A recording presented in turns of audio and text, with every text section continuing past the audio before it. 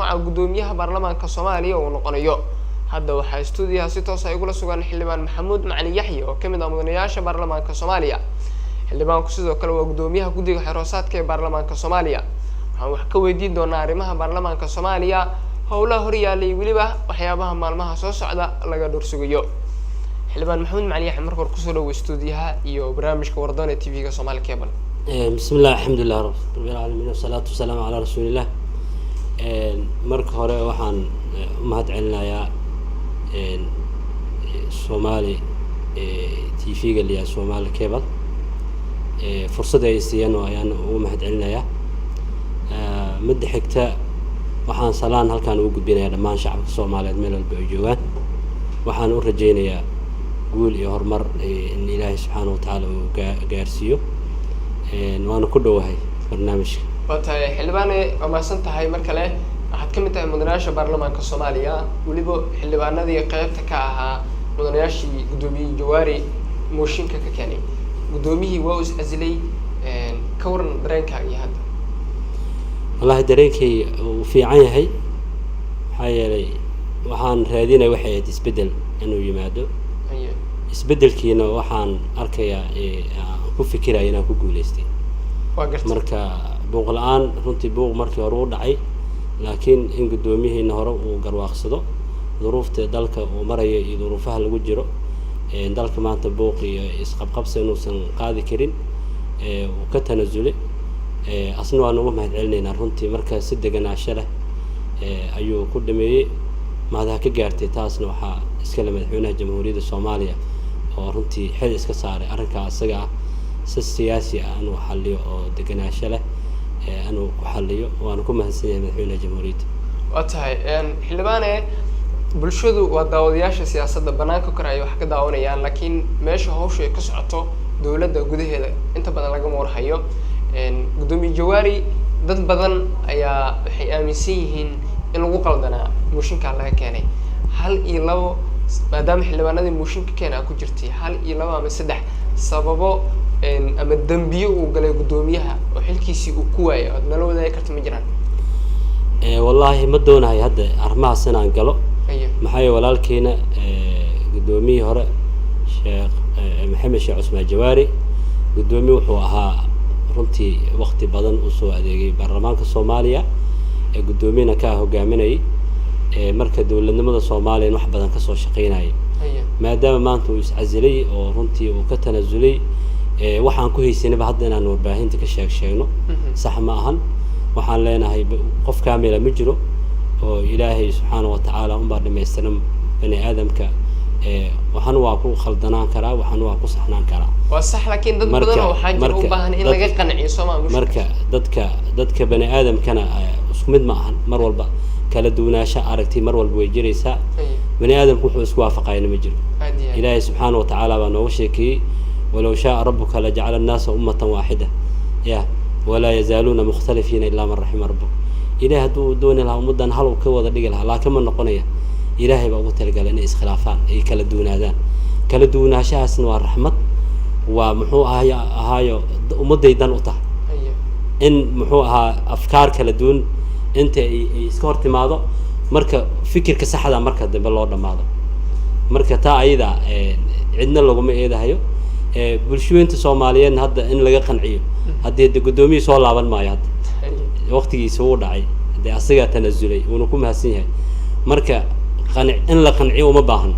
wixii la isku haysbaa dhamaadeen marka kuma teelinayo gudoomiyaha saacada wixii ka bilowday amaanu naga mudiyo in hadda ka daba qaadano ceebihiis sheegna sax ma waa tahay hadii arinta ka gudubno baarlamaanka hadda maxaa horyaala runtii sida sharciga uu sheegay hadda wax horyaalo ugu horeey waxa way inuu doorto gudoomiye cusub oo golaha shacabka uu yeelanayo arintaas oo la dhameyn ajada kale lama geli karo marka howl weyn hortaala ninkii hogaamin lahaa 275 oo runtii oo wada matasha shacabkan Soomaaliyeed 10 milyan ha lagu sheego 20 milyan ha la gaarsiiyo ha laga yareeyo dadkii matalahay qofkii hogaamin lahaa marka ma sahlano qofkaas in Ilaahay subxaanahu wa ta'aala waxaan weydiisanaynaa qofka ugu munaasabsan oo runtii inuu waafajiyo mas'uuliyadaas hortaala marka baarlamaanka waxaa laga filayaa in arrinta ayada intuu si fiican ugu fiirsado uu dooran doono qofka ugu munaasabsan. waa tahay xildhibaanada qaar waxay noo sheegeen in uu jiro muddo cayiman oo xiroosaadka uu dhigayo 15 cisho ah. 15kaas cisho goormee ka bilaabanaysaa oo guddoonka kusoo dooranaysaan? 15 casho waxay bilaabanaysaa maalinta sida official ah guddoomiyaha xilka ugu gudbo. waxaan qiyaasayaa kullayba maalinta beri ha noqoto ama maalinkii warqadda iscasilaada uu qoray, labadaba waa la dhihi karaa. laakiin maalinka official ah uu waramo oo baarlamaankii Soomaaliyeed uu sugootiyo oo la dardaarmo ay iscafiyaan maalinka. marka waxaan ka sugaynaa guddoonka cusub oo sii hayaha guddoomiye ku-xigeenka koowaad mise guddoonka wada jooga inay soo cayimaan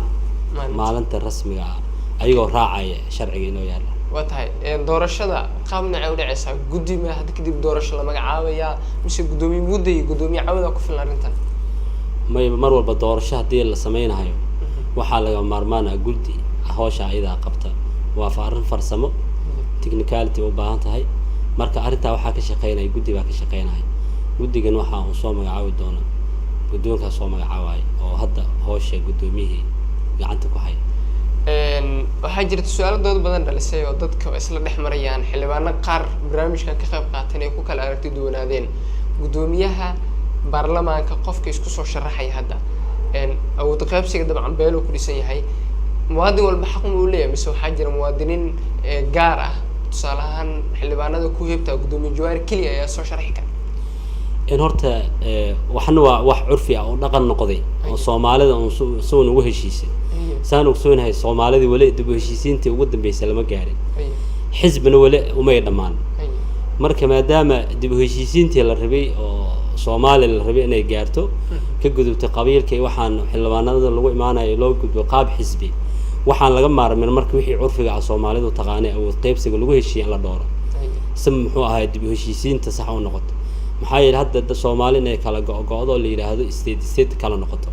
waxa kale waxay ahayd Soomaaliya isu kalsoonaan weysay.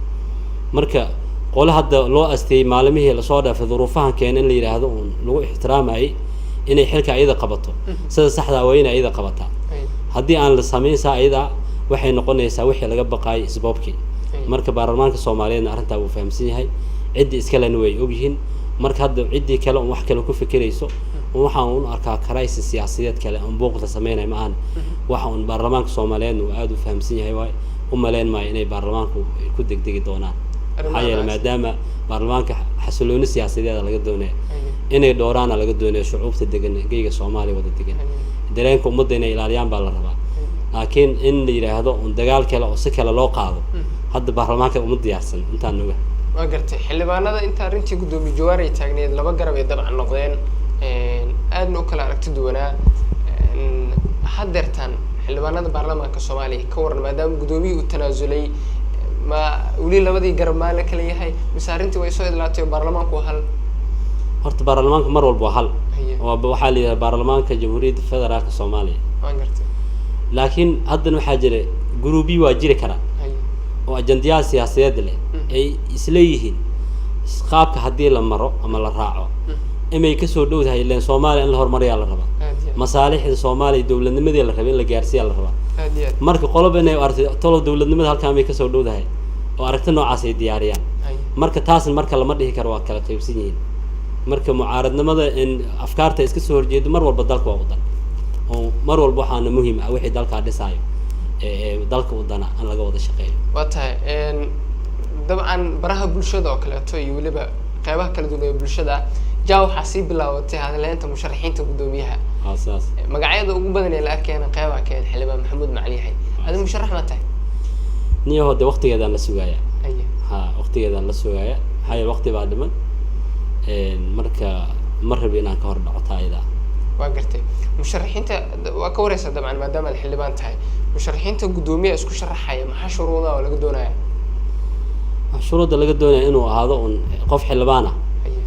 capacity uu baarlamaanka ku hogaamiyana leh inuu ahaado inta un baa ugu muhiimsan. wax kale hadda shardi gooni oo 1 2 3 u dhahay anigu kale ma arag ma jirto. qof wal baarlamaanka kamid ah uu hogaamin karaa. waa gartay waxyaabaha kale rabin oo ku weydiiyo waxay tahay dib u laabto mushino badan ayaa dabcan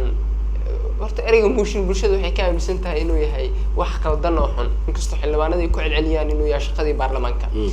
mooshinkii gudoomiye jawaari laga keenay iyo mooshinadii ka horreeyay ra'iisul wasaarayaasha qaar laga keenay ee weliba ku baxayeen maxay ku kala duwanaayeen hadda xasuus dib u celino wallahi mooshin horta waa mooshin laba shay bay ku kala duwanaayeen hay-adaha dawladda wada shaqeynaa ka dhexeysa ma ahan haddana waa kala madax banaan iyadoo saasa laakiin wada shaqeyn ayaa ka dhexeyso meesha loo soo noqonayo oo marjic rasmigaana waa baarlamaanka Soomaaliyeed marka la isqabto meesha loo kala baxay marka xukuumadda marka lagu dhigo ciddii maxkamadda qaadaysa waa baarlamaanka oo go'aanka gaarahay maxay xukuumadda baarlamaankana waxaa laga yaabaa inaysan ku dhigin qaar ka mid ah la isagama dhigo xukuumadda waxaa laga yaabaa sabab jira in la yiraahdo waxyaalo far badan inta la sheego la yiraahdo la xukuumadda marka la ansixinayo barnaamij ay kala timaadaa barnaamijkii ay la timid in barnaamijka ay keentay golihii ka hor akhrisay inaysan muxuu ahaayo xaqiijin ama sidii la rabay aysan u qaban ama gamood fal awoodeed inuu wax badan baa dhici kara marka arrimahaas laga yaabaa in xildhibaanada qaar ay soo bandhigaan ama waxay doontaan duruuf macayana marka arrimahaas marka la kareeno la soo bandhigo meesha loo soo bandhigayo go'aan gaar ah baarlamaanka laakiin mooshinkan waxaa la keenay hoggaanka baarlamaanka laga keenay meesha dacwada la keenay ma garanaysaa marka waa la siyaasadeeyay mooyaane marka dhan laga fiiriyo waa dadkii la rabay bahasha in qofkii hoggaanka qaban jiray ayaa laga keenay dhinaca buuq waa ka sameysay dhinaca kale waa la siyaasadeeyay intaan isleeyahay aniga mar walba waxaan isleeyahay mooshin marka la yiraahdo mooshin laakiin waa la siyaasadeeyay marka in siyaasaddaas hadda gudaha u sii galan diyaar ma ahay yaa siyaasadeeyay marka inta moogta annaga siyaasiyiin aan nahay annaga xildhibaanada siyaasiyiin karna waxaa laga yaabaa dadka xildhibaanada oo ka soo horjeeda oo kale muxuu ahaayo guddoonka baarlamaanka in muxuu mooshinka laga keeno ayagaa sameyn kara ha weji kale u sameyn kara marka wejiga ay u akhriyeen saameyntiisu leeyahay waa intaasun ma waxa hadda gooni ma jirin mooshinka mar walba waa sharci Soomaalidu hadda waxay ogaatay mooshinka mushkilad inuu sameeyo balse mooshinka wax fiican inuu yahay maxaa yeelay khatarihii dalkan ku soo wajahnaa oo dhan marka la fiiriyo kulli dariiq mooshin baa looga hortagay wadada kaliya baarlamaanka wax ku toosinay waa mooshin waa soo jeedin war dalkii badii baa muxuu ahaayo Soomaaliyeed mase dhulkii Soomaaliyeed baa khatar ku jira war dhulkan hal la gaaro soo jeedintaas wax la yiraahdo horta mooshin mushkilad jirta in la sheego mushkiladan seen u xalinaa marka inta marka Soomaaliya waxaan rabnaa inay on luqadii baa mooshin baa la iska bar waa soo jeedin horta inay ogaadeen waxaa la soo jeedinaya xaalad taagan markaas la soo jeedinaya marka la soo jeedo waxaa leeyahay xaaladan waxaan u aragnaa inay khatar ku tahay ay ku tahay dalka ku tahay oo diintiisa ku tahay ay ku tahay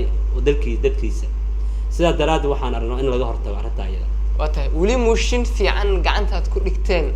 oo bulshada dhagooda u wanaagsan ama jira arrintii markaan ka soo qaado badda heshiis waxaa xukuumadda soo gashay baarlamaanka Soomaaliyeed baa ka hortagay si xoogan uga hortagay Kenya badda dabcan Kenya mooshin bay ahayd DB Wall hadda heshiiskii kii ugu dambeeyay hadda DB Wall marka muxuu heshiisida ay gobolada Soomaaliya qaar ka mid ah maamulada ay la gashay mooshin laga keenay ayaa looga hortagay marka guddoon marka laga keenana wax loo keenay waxay tahay waxaysan ogeyn laga yaabo shacabka Soomaaliyeed haddii ahaan leed maamul xumaad ha noqoto hogaamin xumaad ha noqoto waxyaalo shacabka Soomaaliyeed u dana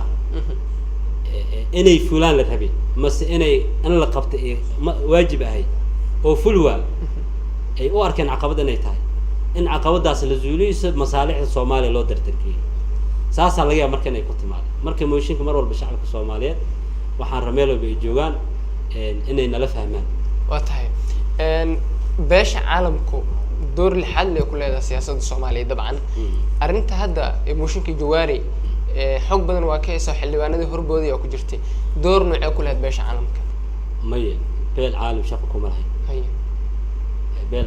caalam waxaan isleeyahay dalkan waa dal madax banaan beesha caalamkan waxay naga dhaxay iskaashi waxay naga dhexeeyay muxuu ahayo in la isgarab istaago haddii ay ahaan lahayd dhan siyaasadeed iyo dhaqaale iyo amni iyo arrimo bulsho inaan iska caawin laakiin arrimaha uu gaarka ah dowladda Soomaalida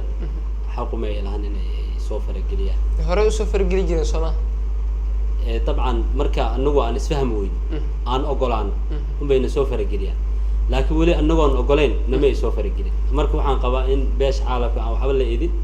haddii ay soo farageliyaan annaga u salaxnay marka aan ogolaan marka khaladka xaggayga waa beesh caalamka ma waa tahay gudoomiye Jawaari xildhibaanada taageersanaa tirar orjir waxay ku celceliyeen xukuumadda in mooshinka ay qayb ku lahayd gudoonka cusub ee hadda la dooranayo marka aad fiiriso ololaha iyo qaabka wax u socdaan xukuumadda saameyn ma ku yeelan kartaa mar kale horta waxaan qabaa wixii laga soo gudbay inaan waxba lagu laaban reer mudug say yiraahdaan muxuu ahaayo wixii la soo dhaafay xalay dhaliha laga noqdo waxaan qabaa horta wixii la soo dhaafay xildhibaanada Soomaaliyeed xalay dhali inay ka noqdaan soo waxaad garatay ma marka xukuumaddu waa la iska dhahaa xukuumadda dabcan wasiiraha jira xildhibaana oo xaq leh inay doortaan xaq u leh in la doorto gudoomiyaal baarlamaan u soo istaagaan ma garanaysaa waxa soo dhan waa jira marka laakiin marka la isku soo duuduubo waa mas'uuliyad u taala 275 ama 276 baarlamaanka jamhuuriyadda federaalka Soomaaliya waa gartay baarlamaanka isbedel ayaa dabcan hoggaankiisa ku dhacay 5 sano kadib baarlamaan noocee rajaynaysaa inuu soo baxo maadaama hoggaan cusub meesha uu ka imaanayo horta baarlamaanka soo baxay oo waxa soo dhalinay ma jiro waa baarlamaanka Soomaaliyeed laakiin isbedel ay raadinayso Soomaaliya isbedelka waxay ku xirnaanaysaa hoggaanka la doorto hoggaanka la dooran doono ayay ku xirnaanaysaa hoggaanka inuu dooran doono inuu garwaaqsado wixii gaabin jiray inuu garwaaqsado baarlamaankii dhaliilihii jiray inuu ogaado dhaliilihii jiray marka intuu ogaado si sax ah asagoo maraayo habraaciga sharciga maraayo oo xalliyo oo maxaa yeelay baarlamaanka Soomaaliyeed waa beeska dawladnimada dalka baarlamaanka marka in la dhiso laga fikiro xagga tayadiisa laga fikiro xagga aqoontiisa laga fikiro in shuruucda dalka lagu dhaqi doono waad ogtiin wadalkeen waa uu burburay shuruucda dalka ka jirta oo kale wixii yaala mooyeen in badan waa lumeen wixii la hayina ma ahan systemkeenu hadda qaadan waa system federalism maadaama saa uu yahay waxaan u baahanahay system ma sharci oo runtii xeer la jaan qaadi karo waqti xeerka muxuu ahaayo caalamiga la jaan qaadi karo xeer la jaan qaadi karo bulshadeena Soomaaliyeed oo dhaqankeedu yahay dhaqan bulsho islaam ah oo muslima oo qaadatay ama dawladdiisu qaadatay in shariicada islaamka ay sharciga dalku u yahay oo dastuurkeenana ku caddahay oo sharci kaliya kale looma ogol dalkan in lagu faafiyo sharciga rasmiga dalkan lagu dhaqayn waa shariicada islaamka ayadoo intaa oo doorayo ayaan u baahanahay xeerar kala duwan oo dhisayo dawladnimada dalkeena lana jaan qaadi karo dawladaha horumaray ayaan u baahanahay marka asoo ka duulay marka hoggaanka cusub meesha ka duulay ayaa la rabaa in qofkii Ilaahay u dhiibo meesha digsiga aado wax kale isku mashquulin sid baarlamaankan iyo bulshada Soomaaliyeed waxay ka sugayso uga fadhido sidoo ku xaqiijin lahaa ka fikir baarlamaankan aqoon-yahan far badan ku jiro sharci yaqaan ka buuxa meel kale oo u baahan wax ka raadiyo in dadka ku jira maskaxda baarlamaanka ku jirta in laga faa'iideysto waa tahay xildhibaanada baarlamaanka Soomaaliya tiradooda 275 tahay maxaa ugu baaqaysa ugu dambeyntii waxaan ugu baaqayaa saaxiibadeyda qaaliga ah xildhibaanada sharafta leh midnimo waxaan ugu baaqayaa iscafin waxaan ugu baaqayaa in gacmaha la isqabsado waxaan ugu baaqayaa hoggaan runtii wixii tabanayeen muxuu ahaayo muxuu la dhameystiraan waxaan ugu baaqayaa in ayadoo sharciga ilaalinayo gacmaha isaysto danta qaranka hal mas'uuliyad ka wada saaran qofkoona mas'uuliyad u saaran ma jirto qof mas'uuliyad uu ku badan tahay ma laha maday ku yartahay ma laha ayadoo marka inta dareemahay ayaan rabnaa inay gudoon cusubna soo sameystaan in hore u socdaan ayagoo walaala is jecel wata aad oo ma santa xilwa Maxamed Macalin Yaxye عادي وعادي وتهي داود يلا ديو ماتسين كان وحو حلبان محمود معني يحيى وكمدا مدنياشا برلمانka Soomaaliya oo barnaamijka wardoon martii ugu ha qaybiyay dambe barnaamijka ayaan isla soo gaarnay markana gaalkacyo xogayaha magaalada gaalkacyo ee maamulka Puntland ayaa waxa uu rays gaar ah leeshay wariyahayga Sadcali Taatiko wuxuuna ka wareystay xogayaha habsamo socodka guud ee magaaladaasi wareysigiisa oo dheeraad dhinacyo badan taabanaya ayaa markan daawan doonaa